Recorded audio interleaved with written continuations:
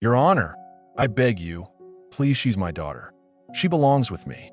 Daniel Carter's voice cracked as he stood in the center of the courtroom, his hands trembling as he gripped the wooden podium. His lawyer had warned him to keep his emotions in check, but how could he? This wasn't just any legal battle. This was his fight to keep his daughter, Emily, the most important person in his life. Across the room, his ex-wife, Vanessa, sat with her high-powered attorney, a smug grin tugging at the corners of her lips.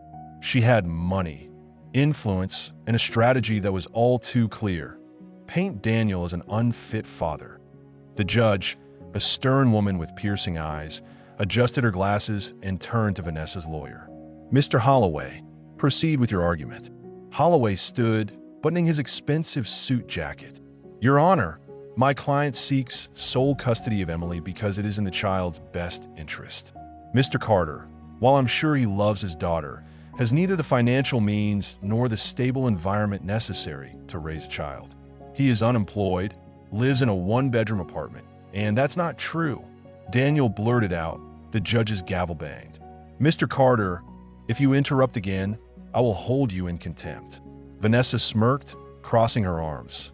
She had always been good at playing the victim, and with her wealth and legal team, she was confident she had already won. Then, a small voice cut through the tension. Wait, I have something to say. All heads turned toward Emily, who had been sitting quietly in the courtroom. The judge studied her for a moment before nodding. Go ahead, Emily. Taking a deep breath, the 10-year-old girl stood up, her hands clenched into small fists. She locked eyes with her mother and then turned to the judge, and the next words out of her mouth sent shockwaves through the courtroom. Emily took a deep breath, her small frame shaking slightly as all eyes in the courtroom focused on her.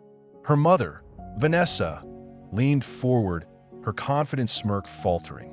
Even Daniel, who had been gripping the podium tightly, seemed momentarily frozen in place. I don't want to live with my mom, Emily said, her voice trembling but firm. Gasps rippled through the courtroom.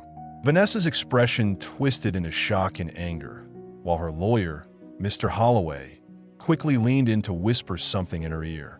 The judge adjusted her glasses, clearly taken aback. Emily, the judge said gently, can you explain why you feel this way? Emily nodded, swallowing hard before speaking. Because my mom doesn't really care about me. She turned to face Vanessa directly, her brown eyes filled with sadness. You only care about how things look to other people. You have a big house, a fancy car, and throw parties, but you're never there when I need you. You leave me with nannies all the time. And when I cry because I miss Dad, you tell me to stop acting like a baby. Vanessa's face went pale, and murmurs filled the room. Daniel's hands tightened into fists. He had always suspected Vanessa wasn't emotionally available, but hearing Emily say it out loud was heartbreaking. That's not true. Vanessa suddenly snapped, standing up.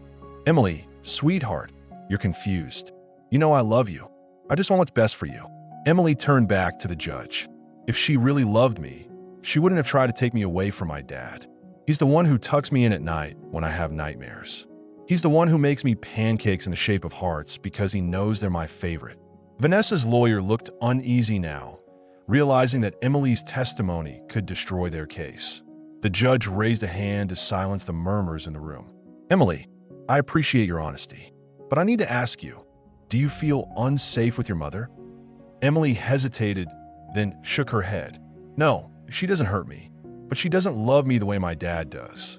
Silence fell over the courtroom. Daniel wiped at his eyes, overwhelmed by his daughter's words. The judge turned to Vanessa, her expression unreadable. Mrs. Langley, do you have anything to say in response? Vanessa opened her mouth, but for the first time in her life, she had no words. Vanessa's perfectly manicured nails dug into the polished wood of the defense table. Her face was a mixture of shock and frustration. This wasn't how today was supposed to go. Mr. Holloway cleared his throat and quickly stood up, trying to regain control of the case. Your Honor, while we respect Emily's feelings, we must remember that she is a child. Custody cases are not decided based on a minor's temporary emotions, but on the objective assessment of what is best for their future. Daniel clenched his jaw. Temporary emotions? She just told you she's miserable with her mother." The judge shot Daniel a warning look, but her face softened as she turned back to Emily. "Emily, I need to ask you a very important question. If I grant primary custody to your father, how do you think your life will be different?" Emily hesitated, biting her lip. Then she looked at Daniel and smiled faintly. "I'll finally feel at home. Dad actually listens to me. When I talk, he doesn't tell me I'm being dramatic or silly. He doesn't care about looking perfect for his friends. He just cares about me." Vanessa scoffed. "Oh, please. Daniel can barely afford his rent. Do you really want to grow up in a rundown apartment, Emily?" Emily turned to her mother, her eyes hardening. "I'd rather be in a small apartment with someone who loves me than in a mansion with someone who doesn't." The entire courtroom went silent. Vanessa's jaw dropped, and for the first time, she looked genuinely speechless at MR. Holloway shuffled his papers, scrambling for a new argument. "Your Honor, if I may," the judge raised a hand, cutting him off. "I've heard enough." She turned to Daniel, then to Vanessa. "This case is not about financial status. It is about the well-being of a child. And from what I've observed, Emily has made her wishes very clear." Vanessa's face contorted with rage. "You can't be serious. She's 10 years old. She doesn't know what she wants." The judge's expression darkened. "Mrs. Langley, I strongly suggest you stop talking before you further damage your case." Vanessa's mouth snapped shut, but her fists clenched at her sides. Daniel held his breath, waiting for the judge's next words. And then, in a calm, measured voice, she delivered a verdict that would change everything. The judge adjusted her glasses, her gaze firm as she looked over the courtroom. The tension was thick enough to cut with a knife. Everyone was waiting for her next words. "I have carefully reviewed all the arguments presented," she said, her voice steady but resolute. "And, most importantly, I have listened to Emily." Vanessa sat forward, gripping the arms of her chair. Mr. Holloway leaned in, as if mentally preparing to object. Daniel held his breath, feeling Emily's small hand clutch his. The judge continued. "Emily has clearly expressed where she feels safest and most supported. Family court is not just about wealth, appearances, or convenience. It is about ensuring a child's well-being, and Emily's words have made it evident that her emotional and mental health are suffering under her current custody arrangement." Vanessa's face turned red. "You can't." The judge raised a hand sharply, silencing her. "I'm speaking, Mrs. Langley." Vanessa sank back in her seat, her teeth grinding audibly. The judge took a deep breath and turned to Daniel. "Mr. Langley, you have shown not only a willingness but a deep commitment to providing Emily with a stable and loving home, despite your financial challenges. Custody is about care, not cash." Daniel swallowed hard. Was this really happening? The judge straightened. "Effective immediately, I am modifying the custody arrangement. Full legal and physical custody of Emily Langley is awarded to her father, Daniel Langley." Gasps erupted across the courtroom. Vanessa shot to her feet. "This is ridiculous. He's broke. He's..." The judge's gavel struck down with force. "Sit down, Mrs. Langley." Vanessa dropped into her seat, breathing heavily, her perfectly composed image finally cracking that Daniel's vision blurred with tears. He turned to Emily, who had a look of pure joy and relief on her face. "You did it, sweetheart," he whispered. "No," she smiled, hugging him tightly. "We did it." The judge looked at Emily with a rare softness. "Emily, I hope you find the peace and happiness you deserve." Then, glancing at Vanessa, she added, "And I hope you reflect on what truly matters as a parent." Vanessa didn't respond. She simply sat there, staring blankly ahead as the courtroom buzzed with murmurs. Daniel squeezed Emily's hand, overwhelmed with emotion. After years of battling for his daughter, justice had finally been served. But just when he thought it was over, Vanessa slowly turned toward him, her eyes burning with something dark. "This isn't over," she whispered, her voice trembling with fury that Daniel's stomach tightened. He knew Vanessa well enough to recognize a threat. When he heard one, that what would she do next? Daniel barely had time to process the judge's words before Vanessa stormed out of the courtroom, her heels clicking sharply against the marble floor. The moment the doors swung shut behind her, murmurs rippled through the crowd. Lawyers exchanged knowing glances, while a few spectators whispered excitedly. But Daniel didn't care about any of them. He turned to Emily, brushing a strand of hair from her face. "We did it, sweetheart. You're coming home." Emily beamed, wrapping her arms around his waist. "I never stopped believing, Dad." Daniel held her tightly, relief washing over him. But in the back of his mind, Vanessa's chilling words echoed. "This isn't over." As he signed the necessary paperwork and thanked his lawyer, an unsettling feeling crept into his chest. He had won the legal battle, but had he truly won the war? Vanessa gripped her phone so tightly her knuckles turned white. She had spent years crafting the image of a perfect mother, a wealthy, sophisticated woman who had everything under control. And now, humiliated, stripped of the one thing that proved she was superior to Daniel, she stormed in her car and dialed a number that a low, deep voice answered. "Mrs. Langley? You said you could fix things?" she hissed. "I need it done now." A pause. Then, "This is family court. What you're asking for is, I don't care," Vanessa cut in. "I will not lose to him." There was another long silence before the voice replied, "I'll be in touch." Vanessa ended the call and exhaled shakily. She had played nice for too long. If the courts wouldn't take Emily away from Daniel, then she would do it herself, and no matter what it took. Later that evening, Daniel and Emily arrived at his small but cozy apartment. It wasn't a mansion, but it was home. Emily wandered around, touching familiar objects, her eyes shining with nostalgia. "Everything's the same," she said with a small laugh. Daniel smiled. "Of course. I was always waiting for you." They spent the night talking, watching movies, and eating frozen pizza, just like old times. But when Emily finally went to bed, exhaustion weighing her down, Daniel sat alone in the darkened living room. Vanessa wouldn't let this go. He knew her too well. And if he wasn't careful, he could lose Emily all over again. But this time, he wouldn't let that happen. Daniel barely slept that night. The moment his head hit the pillow, visions of Vanessa's smug smirk haunted him. He knew she wouldn't give up. She had too much pride, too much control, and worst of all, too much money to let things end like this. When his phone buzzed early in the morning, his stomach clenched. Unknown number, he hesitated before answering. "Hello." A deep voice responded, slow and deliberate. "Mr. Carter, I assume?" Daniel sat up. "Who is this?" "I work for Mrs. Langley. Let's just say she wants to make you an offer." Daniel's grip tightened on the phone. "I'm not interested." The voice chuckled. "Oh, I think you'll be. You see, Mrs. Langley believes Emily belongs with her. You have two choices.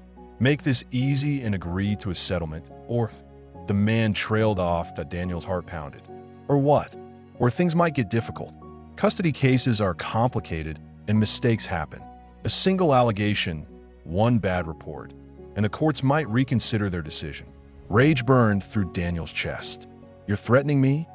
I'm giving you an opportunity. Take the money, Mr. Carter. Walk away." Daniel clenched his jaw. He had spent years fighting to be in his daughter's life, and now Vanessa thought she could buy him out. He took a slow breath, forcing his voice to stay calm. "Tell Vanessa she's wasting her time.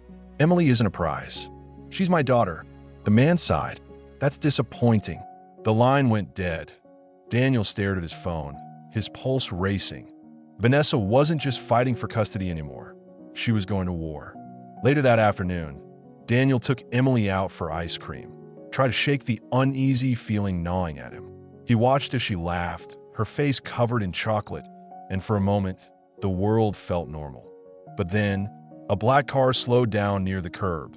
The tinted window rolled down just enough for Daniel to glimpse a familiar face. "Vanessa," she smiled, but it wasn't a mother's smile. It was a predator's then, without a word. The window rolled back up, and the car sped away. Daniel's blood ran cold. This wasn't over. Not even close. Daniel rushed Emily home, his heart pounding with every step. Vanessa wasn't backing down. She was escalating. He needed to act fast. That night, he double-checked the locks, installed a security camera at the front door, and made sure Emily was asleep before calling his lawyer, Sarah Reed. She picked up on the second ring. "Daniel, it's late." What's going on? She's trying to intimidate me, Daniel said, pacing the living room. She sent someone to threaten me this morning, and this evening, she showed up outside watching Emily. Sarah sighed. I had a feeling she wouldn't take this loss quietly. Daniel pinched the bridge of his nose. I need to do something. She's got resources, connections. What if she tries to plant evidence against me? What if she convinces the judge I'm unfit? Sarah's voice was firm. She can try, but we have the truth on our side. You're a loving father, Daniel. That's why you won. Daniel exhaled, but the anxiety didn't leave. What if she takes Emily when I'm not looking? There was a pause. Then Sarah said, we need to get a restraining order. If Vanessa's making threats and stalking you, we can present that to the judge. It'll prove she's a danger. Daniel clenched his jaw. Will that stop her? Sarah hesitated. Legally? Yes. But knowing Vanessa, she won't stop until she gets what she wants. Daniel's hands curled into fists. He wasn't going to let Vanessa win. Not this time. I won't let her take Emily, he said. No matter what. The next day, Daniel took the first step, filing for a restraining order. It wouldn't solve everything, but it was a start. But Vanessa had other plans that Daniel and Emily walked out of the courthouse. A swarm of reporters was waiting. Cameras flashed. Microphones were shoved in his face. Mr. Carter, is it true you're an unfit parent? Sources say Vanessa Langley is fighting for full custody. Do you have a response? Are you really refusing her millions for your daughter's future? Daniel shielded Emily, his blood boiling. He knew exactly who had called the press. Then, through the chaos, Vanessa appeared, dressed in designer clothes, her expression dripping with fake sympathy. She turned to the cameras. I only want what's best for my daughter, she said, her voice smooth as silk. And I believe she deserves better. Daniel saw red. He stepped forward, his voice steady but sharp. Emily isn't for sale, Vanessa. You can throw money at the media, but you can't buy her love. Vanessa's eyes flashed with rage, but before she could respond, a small voice cut through the noise. Emily tugged on Daniel's sleeve, looking up at the cameras with innocent eyes. You don't love me, she said to Vanessa. You just want to win. A gasp rippled through the crowd. Vanessa's face went pale. The cameras zoomed in. The reporters murmured. For the first time, Vanessa Langley had no words. And Daniel knew. This battle was far from over. The world seemed to freeze around them. Emily's words hung in the air, echoing through the crowd of reporters. Vanessa's polished smile faltered.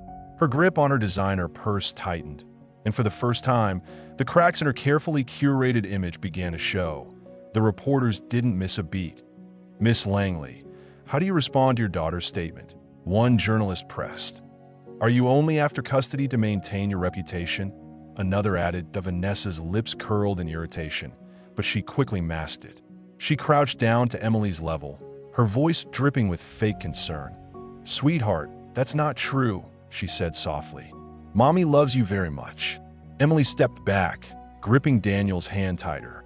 No, you don't, she whispered. The camera zoomed in. The tension was suffocating. Daniel pulled Emily closer, his protective instincts kicking in. He turned to the reporters, his voice unwavering. This is exactly why I fought for custody, he said, his tone calm but firm. Emily is not a trophy to be won. She deserves love, stability, and someone who actually listens to her. The journalists scribbled furiously. The live-streaming cameras ensured the entire world was watching. Vanessa straightened, her expression turning cold. You think this is over, Daniel? She hissed under her breath, low enough that only he could hear. You have no idea who you're up against. Daniel met her gaze head-on. Neither do you.